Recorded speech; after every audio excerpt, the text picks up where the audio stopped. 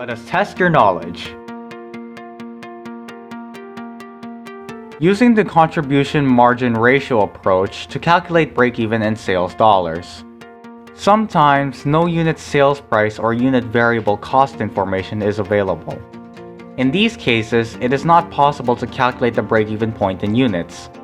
It is, however, still possible to calculate the break-even point in sales dollars, but a slightly different approach must be used.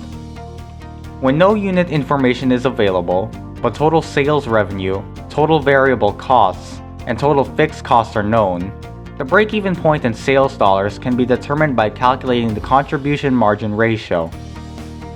The contribution margin ratio represents the percentage of each sales dollar that is available to cover fixed costs. For example, if total sales are $100 and variable costs are $40, then the contribution margin is $60. This means that for every $100 of sales, $60 is available to cover fixed costs. If we express the contribution margin as a ratio or percentage of sales dollars, then we can say that 60% of each sales dollar is available to cover fixed costs. If total fixed costs are $300, then we can calculate the number of sales dollars necessary to cover fixed costs and break even as 60% of break-even sales minus fixed costs, 300, equals $0. 60% of break-even sales is $300. Break-even sales is equal to 300 divided by 0.6. Therefore, the break-even sales are $500. To check to see if the answer is correct, verify that when variable costs and fixed costs are deducted from break-even sales, the net income is 0. Break-even sales, 500, minus variable costs, 200, equals contribution margin, 300. Contribution margin minus fixed costs, 300, equals net income, 0.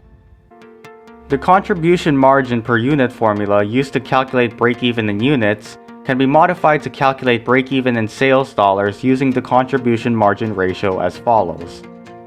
Break-even point in sales dollars equals total fixed costs divided by contribution margin ratio, where contribution margin ratio equals contribution margin divided by sales revenue.